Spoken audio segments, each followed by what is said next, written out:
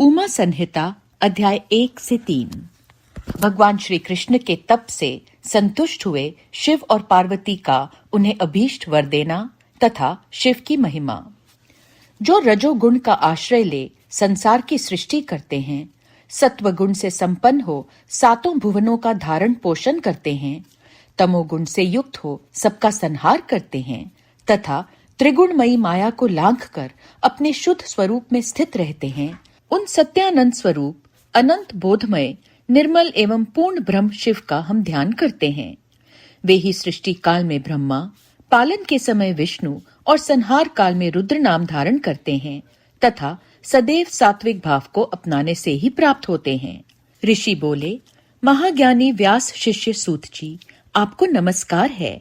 आपने कोटि रुद्र नामक चौथी संहिता हमें सुना दी। अब उमा संहिता के अंतर्गत नाना प्रकार के उपाख्यानों से युक्त जो परमात्मा सांब सदाशिव का चरित्र है, उसका वर्णन कीजिए। सूत जी ने कहा, शौनक आदि महर्षियों, भगवान शंकर का मंगलमय चरित्र परम दिव्य एवं भोग और मोक्ष को देने वाला है। तुम लोग प्रेम से इसका श्रवण करो। पूर्व काल में मुनिवर व्यास ने सनत कुमार के सामने ऐसे ही पवित्र प्रश्न को उपस्थित किया था और इसके उत्तर में उन्होंने भगवान शिव के उत्तम चरित्र का गान किया था।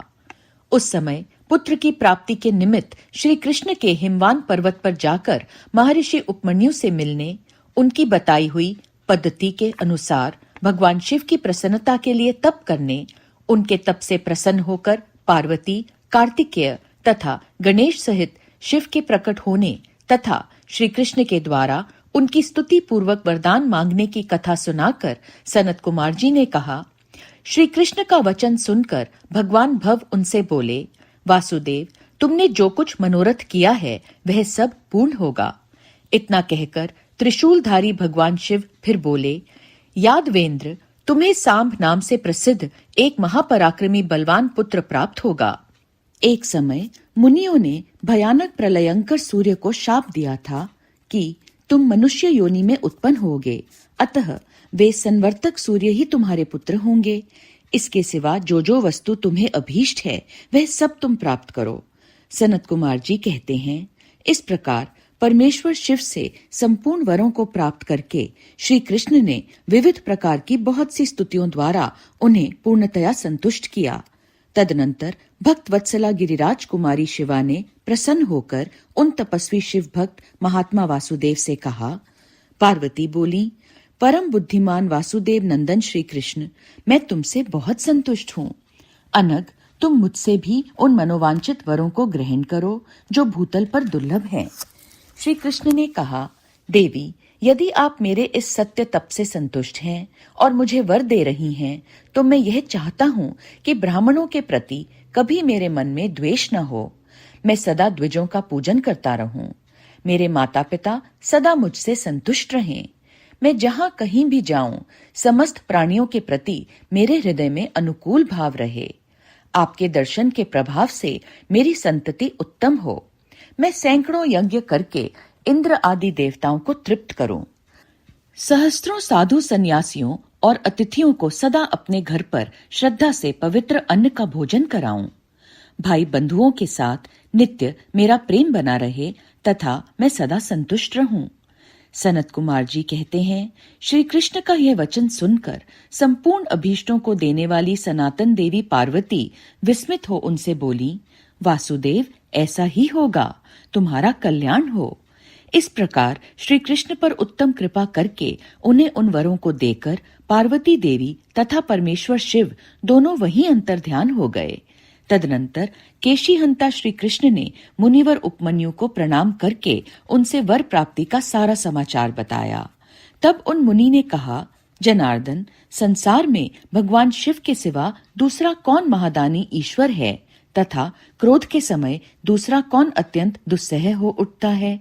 महायशस्वी गोविंद, दान, तप, शौर्य तथा स्थिरता में शिव से बढ़कर कौन है। अतः तुम शंभु के दिव्य ऐश्वर्य का सदा श्रवण करते रहो। तदनंतर उपमन्यु के द्वारा शिव की महिमा सुनने के बाद उन मुनीश्वर को नमस्कार करके वासुदेव नंदन केशव मन ही मन शंभु का स्मरण करते हुए द्वारकापुरी को चले गए। उमा संहिता अध्याय 4, 5 और 6। नरक में गिराने वाले पापों का संक्षिप्त परिचय। सनत कुमार जी कहते हैं, व्यास जी, जो पाप परायण जीव महानरक के अधिकारी हैं, उनका संक्षेप से परिचय दिया जाता है। सावधान होकर सुनो। पर स्त्री को प्राप्त करने का संकल्प, पराये धन को अपहरण करने की इच्छा, चित्त के द्वारा अनिष्ट चिंतन तथा ना करने योग्य कर्म में प्रवृत्त होने का दुराग्रह, ये 4 प्रकार के मानसिक पाप कर्म हैं। असंगत प्रलाप, बेसिर पैर की बातें, असत्य भाषण, अप्रिय बोलना और पीठ पीछे चुगली खाना, ये 4 वाचिक वाणी द्वारा होने वाले पाप कर्म हैं। अभक्ष्य भक्षण, प्राणियों की हिंसा, व्यर्थ के कार्यों में लगना और दूसरों के धन को हड़प लेना, ये 4 प्रकार के शारीरिक पाप कर्म हैं। इस प्रकार ये 12 कर्म बताए गए जो मन, वाणी और शरीर इन 3 साधनों से संपन्न होते हैं। जो संसार सागर से पार उतारने वाले महादेव जी से द्वेष करते हैं, वे सबके सब नरकों के समुद्र में गिरने वाले हैं। उनको बड़ा भारी पातक लगता है। जो शिव ज्ञान का उपदेश देने वाले तपस्वी की, गुरुजनों की और पिता ताऊ आदि की निंदा करते हैं, वे उन्मत्त मनुष्य नरक समुद्र में गिरते हैं। ब्रह्म हत्यारा, मदिरा पीने वाला, सुवर्ण चुराने वाला, गुरु पत्नीगामी तथा इन 4 से संपर्क रखने वाला 5वीं श्रेणी का पापी, ये सब के सब महापातकी कहे गए हैं। जो क्रोध से, लोभ से, भय से तथा द्वेष से ब्राह्मण के वध के लिए महान मर्म भेदी दोष का वर्णन करता है, वह ब्रह्म हत्यारा होता है।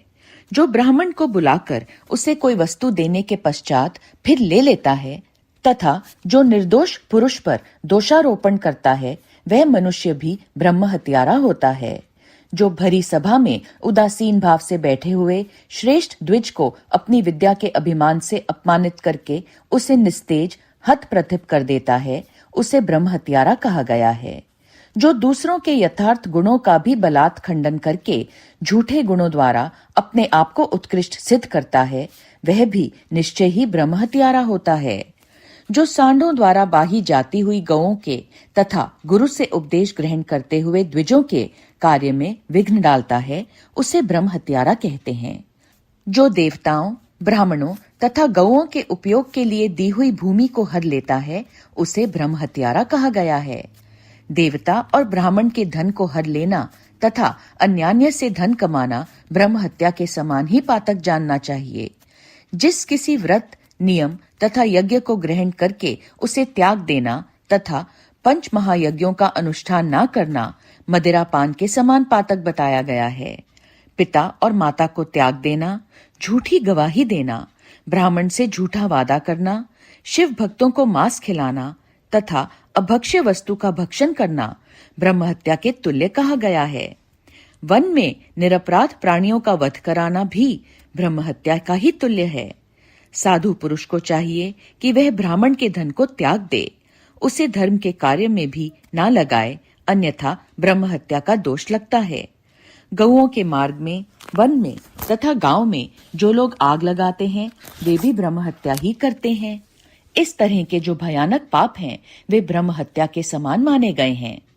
ब्राह्मण के द्रव्य का अपहरण करना, पैतृक संपत्ति के बंटवारे में उलटफेर करना, अत्यंत अभिमान और अधिक क्रोध करना, पाखंड फैलाना, कृतघ्नता करना, विषयों में अत्यंत आसक्त होना, कंजूसी करना, सत्पुरुषों से द्वेष रखना, परस्त्री समागम करना, श्रेष्ठ कुल की कन्याओं को कलंकित करना, यज्ञ, बाग बगीचे, सरोवर तथा स्त्री पुरुषों का विक्रय करना, तीर्थ यात्रा, उपवास तथा व्रत एवं उपनयन आदि का सौदा करना, स्त्री के धन से जीविका चलाना, स्त्रियों के अत्यंत वशीभूत होना, स्त्रियों की रक्षा न करना तथा छल से पराई स्त्रियों का सेवन करना, ब्रह्मचार्य आदि व्रतों को त्याग देना, दूसरों के आचार का सेवन करना, असत शास्त्रों का अध्ययन करना, सूखे तर्क का सहारा लेना, देवता, अग्नि, गुरु, साधु तथा ब्राह्मण की निंदा करना, पितृयज्ञ और देव यज्ञ को त्याग देना, अपने कर्मों का परित्याग करना, बुरे स्वभाव को अपनाना, नास्तिक होना, पापों में लगना और सदा झूठ बोलना, इस तरह के पापों से युक्त स्त्री पुरुषों को उपपातकी कहा गया है।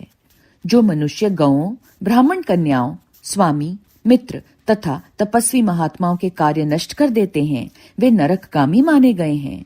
जो ब्राह्मणों को दुख देते हैं, उन्हें मारने के लिए शस्त्र उठाते हैं।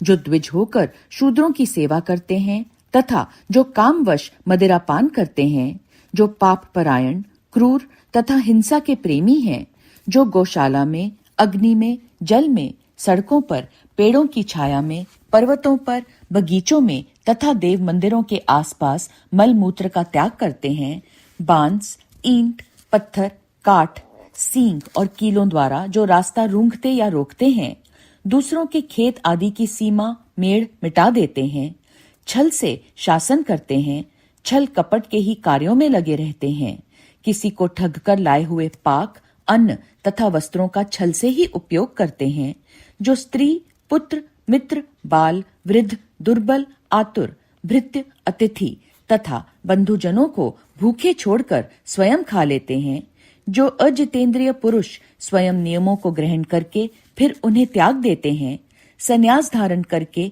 फिर से घर बसा लेते हैं, जो शिव प्रतिमा का भेदन करने वाले हैं, गौओं को क्रूरतापूर्वक मारते और बारंबार उनका दमन करते हैं, जो दुर्बल पशुओं का पोषण नहीं करते, सदा उन्हें छोड़े रखते हैं, अधिक भार लाद कर उन्हें पीड़ा देते हैं तथा सहन न होने पर भी बलपूर्वक उन्हें हल या गाड़ी में जोतते हैं अथवा उनसे असह बोझ खिंचवाते हैं, जो उन पशुओं को खिलाए बिना ही भार ढोने या हल खींचने के काम में जोत देते हैं, बंधे हुए भूखे पशुओं को चरने के लिए नहीं छोड़ते तथा जो भार से घायल, रोग से पीड़ित और भूख से आतुर गाय बैलों का यत्नपूर्वक पालन नहीं करते, वे सब के सब गो हत्यारे तथा नरकगामी माने गए हैं। जो पापिष्ट मनुष्य बैलों के अंडकोश कुटवाते हैं और बंध्या गाय को जोतते हैं, वे महानारकी हैं। जो आशा से घर पर आए हुए भूख, प्यास और परिश्रम से कष्ट पाते हुए और अन्न की इच्छा रखने वाले अतिथियों, अनाथों, स्वाधीन पुरुषों, दीनों, बाल, वृद्ध, दुर्बल एवं रोगियों पर कृपा नहीं करते, वे मूढ़ नरक के समुद्र में गिरते हैं। मनुष्य जब मरता है तब उसका कमाया हुआ धन घर में ही रह जाता है। भाई बंधु भी शमशान तक जाकर लौट आते हैं, केवल उसके किए हुए पाप और पुण्य ही परलोक के पथ पर जाने वाले उस जीव के साथ जाते हैं। जो औचित्य की सीमा को लांघकर मनमाना कर वसूल करता है तथा दूसरों को दंड देने में ही रुचि रखता है, वह राजा नरक में पकाया जाता है। जिस राजा के राज्य में प्रजा घूसखोरों, अपनी रुचि के अनुसार कम दाम देकर अधिक कीमत का माल लेने वाले अधिकारियों तथा चोर डाकुओं से अधिक सताई जाती है, वह राजा भी नरकों में पकाया जाता है। पराई स्त्रियों के साथ व्यभिचार और चोरी करने वाले प्रचंड पुरुषों को जो पाप लगता है, वही पर स्त्रीगामी राजा को भी लगता है। जो साधु को चोर और चोर को साधु समझता है तथा बिना विचारे ही निरपराध को प्राण का दंड देता है, वह राजा नरक में पड़ता है। जिस किसी पराये द्रव्य को सरसों बराबर भी चुरा लेने पर मनुष्य नरक में गिरते हैं, इसमें संशय नहीं है। इस तरह के पापों से युक्त मनुष्य मरने के पश्चात यातना भोगने के लिए नूतन शरीर पाता है, जिसमें संपूर्ण आकार अभिव्यक्त रहते हैं। इसलिए किए हुए पाप का प्रायश्चित कर लेना चाहिए, अन्यथा 100 करोड़ कल्पों में भी बिना भोगे हुए पाप का नाश नहीं हो सकता। जो मन, वाणी और शरीर द्वारा स्वयं पाप करता, दूसरे से कराता तथा किसी के दुष्कर्म का अनुमोदन करता है, उसके लिए पाप गति नरक ही फल है। उमा संहिता अध्याय 7 पापियों और पुण्यात्माओं की यमलोक यात्रा। सनत कुमार जी कहते हैं, व्यास जी, मनुष्य 4 प्रकार के पापों से यमलोक में जाते हैं। यमलोक अत्यंत भयदायक और भयंकर है। वहां समस्त देहधारियों को विवश होकर जाना पड़ता है। कोई ऐसे प्राणी नहीं है जो यमलोक में ना जाते हों। किए हुए कर्म का फल कर्ता को अवश्य भोगना पड़ता है, इसका विचार करो। जीवों में जो शुभ कर्म करने वाले, सौम्य चित्त और दयालु हैं, वे सौम्य मार्ग से यमपुरी के पूर्व द्वार को जाते हैं। जो पापी पाप कर्म परायण तथा दान से रहित हैं, वे भयानक दक्षिण मार्ग से यमलोक की यात्रा करते हैं। मर्त्यलोक से 86,000 योजन की दूरी लांघकर नाना रूप वाले यमलोक की स्थिति है, यह जानना चाहिए। पुण्य कर्म करने वाले लोगों को वह नगर निकटवर्ती सा जान पड़ता है, परंतु भयानक मार्ग से यात्रा करने वाले पापियों को वह बहुत दूर स्थित दिखाई देता है।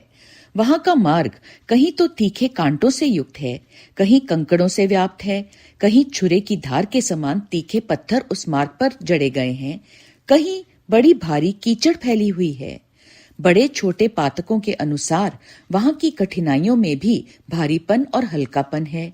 कहीं कहीं यमपुरी के मार्ग पर लोहे की सुई के समान तीखे डाब फैले हुए हैं। तदनंतर यमपुरी के मार्ग की भीषण यातनाओं और कष्टों का वर्णन करके सनत कुमार जी ने कहा, व्यास जी, जिन्होंने कभी दान नहीं किया है वे लोग ही इस प्रकार दुख उठाते और सुख की याचना करते हुए उस मार्ग पर जाते हैं। जिन्होंने पहले से ही दान रूपी पाथेय राह खर्च ले रखा है वे सुखपूर्वक यमलोक की यात्रा करते हैं। इस रीति से कष्ट उठाकर पापी जीव जब प्रेतपुरी में पहुंच जाते हैं तब उनके विषय में यमराज को सूचना दी जाती है।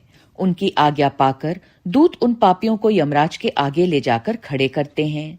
वहां जो शुभ कर्म करने वाले लोग होते हैं उनको यमराज स्वागत पूर्वक आसन देकर पाद्य और अर्घ्य निवेदन करके प्रिय वर्ताव के द्वारा सम्मानित करते हैं और कहते हैं, वेदोक्त कर्म करने वाले महात्माओं, आप लोग धन्य हैं जिन्होंने दिव्य सुख की प्राप्ति के लिए पुण्य कर्म किए हैं। अतः आप लोग दिव्यांगनाओं के भोग से भूषित तथा संपूर्ण मनोवांछित पदार्थों से संपन्न निर्मल स्वर्गलोक में जाइए। वहां महान भोगों का उपभोग करके अंत में पुण्य के क्षीण हो जाने पर जो कुछ थोड़ा सा अशुभ शेष रह जाए उसे फिर यहाँ आकर भोगिएगा। जो धर्मात्मा मनुष्य होते हैं वे मानो यमराज के लिए मित्र के समान हैं। वे यमराज को सुखपूर्वक सौम्य धर्मराज के रूप में देखते हैं, किंतु जो क्रूर कर्म करने वाले हैं वे यमराज को भयानक रूप में देखते हैं। उनकी दृष्टि में यमराज का मुख दाढ़ों के कारण विकराल जान पड़ता है, नेत्र टेढ़ी भौहों से युक्त प्रतीत होते हैं, उनके केश ऊपर को उठे होते हैं, दाढ़ी मूछ बड़ी बड़ी होती है, ओठ ऊपर की ओर फड़कते रहते हैं, उनके 18 भुजाएं होती हैं, वे कुपित तथा काले कोयलों के ढेर से दिखाई देते हैं, उनके हाथों में सब प्रकार के अस्त्र शस्त्र उठे होते हैं। वे सब प्रकार के दंड का भय दिखाकर उन पापियों को डांटते रहते हैं। बहुत बड़े भैंसे पर आरूढ़, लाल वस्त्र और लाल माला धारण करके बहुत ऊंचे महामेरु के समान दृष्टिगोचर होते हैं। उनके नेत्र प्रज्वलित अग्नि के समान उद्दीप्त दिखाई देते हैं। उनका शब्द प्रलय काल के मेघ की गर्जना के समान गंभीर होता है। वे ऐसे जान पड़ते हैं मानो महासागर को पी रहे हैं, गिरिराज को निगल रहे हैं और मुंह से आग उगल रहे हैं। उनके समीप प्रलय काल की अग्नि के समान प्रभा वाले मृत्यु देवता खड़े रहते हैं। काजल के समान काले काल देवता और भयानक कृतांत देवता भी रहते हैं। इनके सिवा मारी, उग्र महामारी, भयंकर काल रात्रि, अनेक प्रकार के रोग तथा भांति भांति के भयावह कुष्ठ मूर्तिमान हो, हाथों में शक्ति, शूल, अंकुश, पाश, चक्र और खड़ग लिए खड़े रहते हैं। वज्र तुल्य मुख धारण करने वाले रुद्रगण क्षुर, तरकश और धनुष धारण किए वहां उपस्थित होते हैं। सभी नाना प्रकार के आयुध धारण करने वाले महान वीर एवं भयंकर हैं। इनके अतिरिक्त असंख्य महावीर यमदूत, जिनकी अंग कांति काले कोयले के समान काली होती है, संपूर्ण अस्त्र शस्त्र लिए बड़े भयंकर जान पड़ते हैं। ऐसे परिवार से घिरे हुए घोर यमराज तथा भीषण चित्रगुप्त को पापिष्ट प्राणी देखते हैं। यमराज उन पाप कर्मियों को बहुत डांटते हैं और भगवान चित्रगुप्त धर्मयुक्त वचनों द्वारा उन्हें समझाते हैं। उमा संहिता अध्याय 8। नरकों की 28 कोटियों तथा प्रत्येक के 5-5 नायक के क्रम से 140 रौरवादी नरकों की नामावली। सनत कुमार जी कहते हैं, व्यास जी, तदनंतर यमदूत पापियों को अत्यंत तपे हुए पत्थर पर बड़े वेग से दे मारते हैं, मानो वज्र से बड़े बड़े वृक्षों को धराशायी कर दिया गया हो। उस समय शरीर से जर्जर हुआ देहधारी जीव कान से खून बहाने लगता है और सुध बुध खोकर निश्चेष्ट हो जाता है। तब वायु का स्पर्श कराकर वे यमदूत फिर उसे जीवित कर देते हैं और उसके पापों की शुद्धि के लिए उसे नरक समुद्र में डाल देते हैं। पृथ्वी के नीचे नरक की 7 कोटियां हैं, जो 7वें तल के अंत में घोर अंधकार के भीतर स्थित हैं। उन सब की 28 कोटियां हैं। पहली कोटि घोरा कही गई है, दूसरी सुघोरा है जो उसके नीचे स्थित है, तीसरी अति घोरा, चौथी महाघोरा, पांचवी घोर रूपा, छठी तला तला, सातवीं भयानका, आठवीं काल रात्रि, नवीं भयोत्कटा, उसके नीचे 10वीं चंडा, उसके भी नीचे महाचंडा, फिर चंड कोलाहला तथा उससे भिन्न प्रचंडा है जो चंडों की नायिका कही गई है। उसके बाद पद्या, पद्यावती, भीता और भीमा है जो भीषण नरकों की नायिका मानी गई है। 18वीं कराला, 19वीं विकराला और 20वीं नरक कोटि वज्रा कही गई है। तदनंतर त्रिकोणा, पंचकोणा, सुदीर्घा, अखिलार्तिदा, समा, भीमबला, भीमा तथा 28वीं दीप्त प्राया है। इस प्रकार मैंने तुमसे भयानक नरक कोटियों के नाम बताए हैं। इनकी संख्या 28 ही है। ये पापियों को यातना देने वाली हैं। उन कोटियों के क्रमशः 5-5 नायक जानने चाहिए। अब उन सब कोटियों के नाम बताए जाते हैं, सुनो। उनमें प्रथम रौरव नरक है, जहां पहुंचकर देहधारी जीव रोने लगते हैं। महारौरव की पीड़ा से महान पुरुष भी रो देते हैं। इसके बाद शीत और उष्ण नामक नरक हैं। फिर सुघोर है। रौरव से सुघोर तक आदि के 5 नरक नायक माने गए हैं।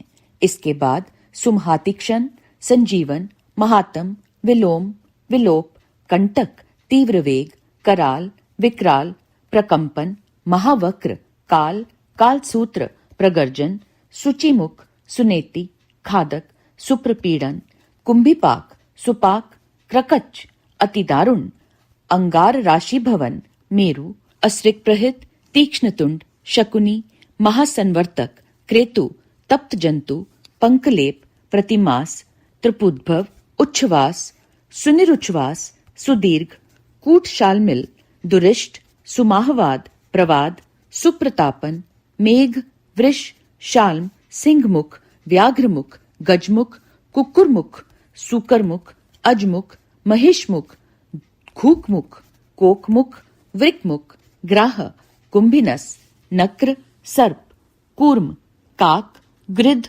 उल्लूक, हलौक, शार्दूल, कृत, कर्कट, मंडूक, पूतिमुख, रक्ताक्ष, पूतिमृतिक, कर्णध्रूम, अग्नि, कृमि, गंधिवपु, अग्निध्र, अप्रतिष्ठ, रुधिराभ, श्वभोजन, लालाभक्ष, अंत्रभक्ष, सर्वभक्ष, सुदारुण, कंटक, सुविशाल, विकट, कटपूतन, अम्बरीश, कटाह, कष्टदायिनी वैतरणी नदी, सुतप्त लोहशयन, एकपाद, प्रपूरण, घोर असिता लवण, अस्थिभंग, सुपूरण, विलातस, असुयंत्र, कूटपाश, प्रमर्दन, महाचूर्ण, असुचूर्ण, तप्त लोहमय, पर्वत, क्षुरधारा, यमल पर्वत, मूत्रकूप, विष्ठाकूप, अश्रुकूप, शीतल क्षारकूप, मूसलोलुखल, यंत्र, शिला, शकट, लांगल, तालपत्रवन, असिपत्रवन, महाशकट मंडप, सम्मोह, अस्थिभंग, तप्त, चंचल, अयोगुड, लोहे की गोली, बहुदुख, महाक्लेश, कश्मल, शमल, मलात, हालाहल, विरूप, स्वरूप, यमानुग, एकपाद, त्रिपाद, तीव्र, अचीवर और तम। इस प्रकार से 28 नरक और क्रमशः उनके 5-5 नायक कहे गए हैं। 28 कोटियों के क्रमशः रौरव आदि 5-5 ही नायक बताए जाते हैं। उपर्युक्त 28 कोटियों को छोड़कर लगभग 100 नरक माने जाते हैं और महानरक मंडल 140 नरकों का बताया गया है। उमा संहिता अध्याय 9 और 10 विभिन्न पापों के कारण मिलने वाली नरक यातना का वर्णन तथा कुक्कुर बलि, काक बलि एवं देवता आदि के लिए दी हुई बलि की आवश्यकता एवं महत्ता का प्रतिपादन। सनत कुमार जी कहते हैं, व्यास जी, इन सब भयानक पीड़ादायक नरकों में पापी जीवों को अत्यंत भीषण नरक यातना भोगनी पड़ती है। जो मिथ्या आगम पाखंडियों के शास्त्र में प्रवृत्त होता है, वह द्विजय नामक नरक में जाता है और जीवा के आकार में आधे कोस तक फैले हुए तीक्ष्ण हलों द्वारा वहां उसे विशेष पीड़ा दी जाती है। जो क्रूर मनुष्य माता पिता और गुरु को डांटता है, उसके मुंह में कीड़ों से युक्त विष्ठा ठूसकर उसे खूब पीटा जाता है। जो मनुष्य शिव मंदिर, बगीचे, बावड़ी, कूप, तड़ाग तथा ब्राह्मण के स्थानों को नष्ट भ्रष्ट कर देते और वहां स्वेच्छानुसार रमण करते हैं, वे नाना प्रकार के भयंकर कोलू आदि के द्वारा पेरे और पकाए जाते हैं तथा प्रलय काल पर्यंत नरकाग्नियों में पकते रहते हैं। पर स्त्रीगामी पुरुष उस रूप से ही व्यभिचार करते हुए मारे पीटे जाते हैं। पुरुष अपने पहले जैसे शरीर को धारण करके लोहे की बनी और खूब तपाई हुई नारी का गाढ़ आलिंगन करके सब ओर से जलते रहते हैं। वे उस दुराचारणी स्त्री का गाढ़ आलिंगन करते हैं और रोते हैं। जो सत्पुरुषों की निंदा सुनते हैं, उनके कानों में लोहे या तांबे आदि की बनी हुई कीलें आग से खूब तपाकर भर दी जाती हैं। इनके सिवा जस्ते, शीशे और पीतल को गलाकर पानी के समान करके उनके कान में भरा जाता है। फिर बारंबार गर्म दूध और खूब तपाया हुआ तेल उनके कानों में डाला जाता है। फिर उन कानों पर वज्र का सा लेप कर दिया जाता है। इस तरह क्रमशः उनके कानों को उपर्युक्त वस्तुओं से भरकर उनको नरकों में यातनाएं दी जाती हैं। क्रमशः सभी नरकों में सब ओर ये यातनाएं प्राप्त होती हैं और सभी नरकों की यातनाएं बड़ा कष्ट देने वाली होती हैं। जो माता पिता के प्रति भौहें टेढ़ी करते अथवा उनकी ओर उद्दंडता पूर्वक दृष्टि डालते या हाथ उठाते हैं, उनके मुखों को अंत तक लोहे की कीलों से दृढ़ता पूर्वक भर दिया जाता है। जो मनुष्य लुभाकर स्त्रियों की ओर अपलक दृष्टि से देखते हैं, उनकी आंखों में तपाकर आग के समान लाल की हुई सुइयां भर दी जाती हैं। जो देवता, अग्नि, गुरु तथा ब्राह्मणों को अग्रभाग निवेदन किए बिना ही भोजन कर लेते हैं, उनकी जीवा और मुख में लोहे की सैकड़ों कीलें तपाकर ठूस दी जाती हैं। जो लोग धर्म का उपदेश करने वाले महात्मा कथावाचक की निंदा करते हैं, देवता, अग्नि और गुरु के भक्तों की तथा सनातन धर्मशास्त्र की भी खिलियां उड़ाते हैं, उनकी छाती, कंठ, जीवा, दांतों की संधि, तालू, ओठ, नासिका, मस्तक तथा संपूर्ण अंगों की संधियों में आग के समान तपाई हुई 3 शाखा वाली लोहे की कीलें मुद्गरों से ठोकी जाती हैं। उस समय उन्हें बहुत कष्ट होता है। तत्पश्चात सब ओर से उनके घावों पर तपाया हुआ नमक छिड़क दिया जाता है। फिर उस शरीर में सब ओर बड़ी भारी यातनाएं होती हैं। जो पापी शिव मंदिर के पास अथवा देवता के बगीचों में मलमूत्र का त्याग करते हैं, उनके लिंग और अंडकोश को लोहे के मुद्गरों से चूर चूर कर दिया जाता है तथा आग से तपाई हुई सुइयां उसमें भर दी जाती हैं, जिससे मन और इंद्रियों को महान दुख होता है। जो धन रहते हुए भी तृष्णा के कारण उसका दान नहीं करते और भोजन के समय घर पर आए हुए अतिथि का अनादर करते हैं, वे पाप का फल पाकर अपवित्र नरक में गिरते हैं। जो कुत्तों और गौओं को उनका भाग अर्थात बलि ना देकर स्वयं भोजन कर लेते हैं, उनके खुले हुए मुंह में 2 कीलें ठोक दी जाती हैं। यमराज के मार्ग का अनुसरण करने वाले जो श्याम और शबल, सावले तथा चितक बरे 2 कुत्ते हैं, वे उनके लिए यह अन्न का भाग देता हूँ, वे इस बलि को ग्रहण करें। पश्चिम, वायव्य, दक्षिण और नैऋत्य दिशा में रहने वाले जो पुण्य कर्मा कौवे हैं, वे मेरी इस दी हुई बलि को ग्रहण करें। इस अभिप्रथा के 2 मंत्रों से क्रमशः कुत्ते और कौवे को बलि देनी चाहिए। जो लोग यत्नपूर्वक भगवान शंकर की पूजा करके विधिवत अग्नि में आहुति दे शिव संबंधी मंत्रों द्वारा बलि समर्पित करते हैं, वे यमराज को नहीं देखते हैं और स्वर्ग में जाते हैं। इसलिए प्रतिदिन बलि देनी चाहिए। एक चौकोर मंडप बनाकर उसे गंध आदि से अधिवासित करें। फिर ईशान कोण में धन्वंतरी के लिए और पूर्व दिशा में इंद्र के लिए बलि दें। दक्षिण दिशा में यम के लिए, पश्चिम दिशा में सुदक्षोम के लिए और दक्षिण दिशा में पितरों के लिए बलि देकर पुनः पूर्व दिशा में अर्यमा को अन्न का भाग अर्पित करें। द्वार देश में धाता और विधाता के लिए बलि निवेदन करें। तदनंतर कुत्तों के स्वामी और पक्षियों के लिए भूतल पर अन्न डाल दें। देवता, पितर, मनुष्य, प्रेत, भूत, गुवक, पक्षी, कृमि और कीट ये सभी गृहस्थ से अपनी जीविका चलाते हैं। स्वाहाकार, स्वधाकार, वशटकार तथा हंतकार ये धर्ममयी धेनु के 4 स्तन हैं। स्वाहाकार नामक स्तन का पान देवता करते हैं। स्वधा का पितरलोक, वषटकार का दूसरे दूसरे देवता और भूतेश्वर तथा हंतकार नामक स्तन का सदा ही मनुष्य गणपान करते हैं। जो मानव श्रद्धा पूर्वक इस धर्ममयी धेनु का सदा ठीक समय पर पालन करता है, वह अग्निहोत्री हो जाता है।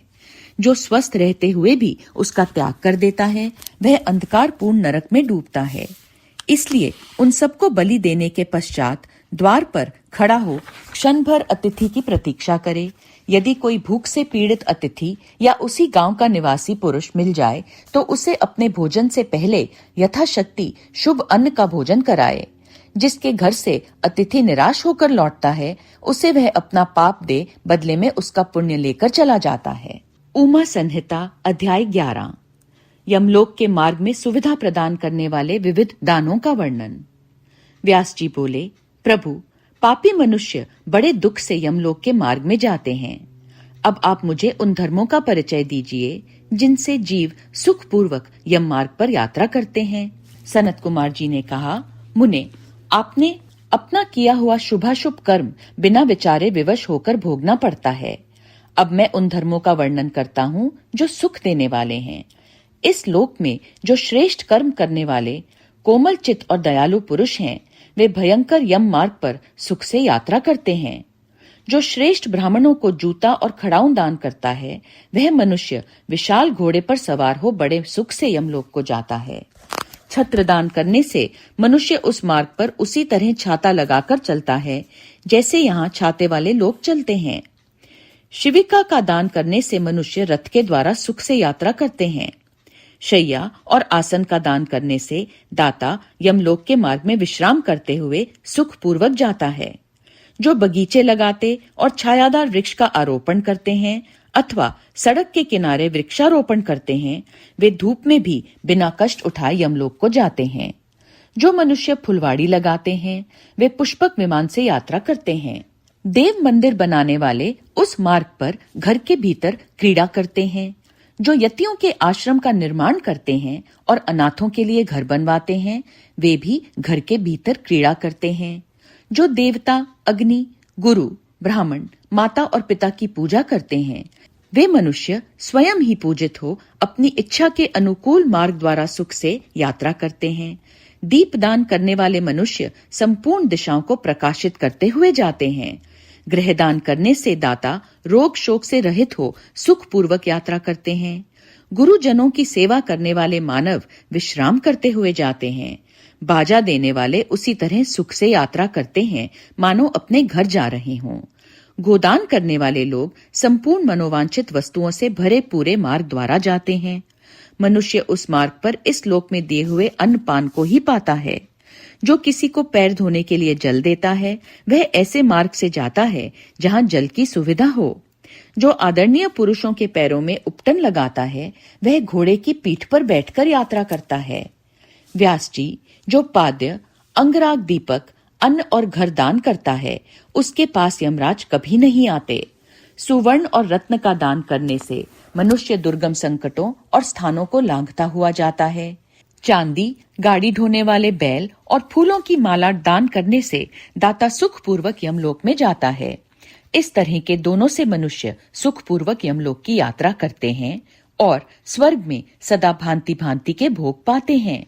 सब दानों में अन्नदान को ही उत्तम बताया गया है, क्योंकि यह तत्काल तृप्ति प्रदान करने वाला, मन को प्रिय लगने वाला तथा बल और बुद्धि को बढ़ाने वाला है। मुनि श्रेष्ठ, अन्नदान के समान दूसरा कोई दान नहीं है, क्योंकि अन्न से ही प्राणी उत्पन्न होते हैं और अन्न के ही अभाव से मर जाते हैं। अतएव अन्नदान से महान पुण्य बताया गया है, क्योंकि अन्न के बिना भूख की आग से तप्त हुए समस्त प्राणी मर जाते हैं। अतः अन्न की ही सब लोग प्रशंसा करते हैं, क्योंकि अन्न में ही सब कुछ प्रतिष्ठित है। अन्न के समान दान ना तो हुआ है ना होगा। मुने, यह संपूर्ण जगत अन्न से ही धारण किया जाता है। लोक में अन्न को बलकारक बताया गया है, क्योंकि अन्न में ही प्राण प्रतिष्ठित हैं। प्राप्त हुए अन्न की कभी निंदा न करें और न किसी तरह उसे फेंके ही। कुत्ते और चांडाल के लिए भी किया हुआ अन्नदान कभी नष्ट नहीं होता। जो मनुष्य थके मांदे और अपरिचित पथिक को अन्न देता है, और देते समय कष्ट का अनुभव नहीं करता, वह समृद्धि का भागी होता है। महामुने, जो देवताओं, पितरों, ब्राह्मणों और अतिथियों को अन्न से तृप्त करता है, उसे महान पुण्य फल की प्राप्ति होती है। अन्न और जल का दान शूद्र और ब्राह्मण के लिए भी समान रूप से महत्व रखता है।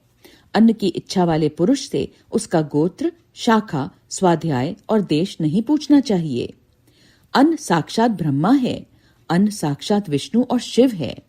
इसलिए अन्न के समान दान न हुआ है और न होगा। जो पहले बड़ा भारी पाप करके भी पीछे अन्न का दान करने वाला हो जाता है, वह सब पापों से मुक्त होकर स्वर्गलोक में जाता है। अन्न, जल, घोड़ा, गौ, वस्त्र, शैया, छत्र और आसन, इन 8 वस्तुओं के दान यमलोक के लिए उत्तम माने गए हैं। इस प्रकार दान विशेष से मनुष्य विमान पर बैठकर धर्मराज के नगर में जाता है, इसलिए सबको दान करना चाहिए। महामुने, जो इस प्रसंग को सुनता अथवा श्राद्ध में ब्राह्मणों को सुनाता है, उसके पितरों को अक्षय अन्नदान प्राप्त होता है। ओम नमः शिवाय, ओम नमः शिवाय, ओम नमः शिवाय।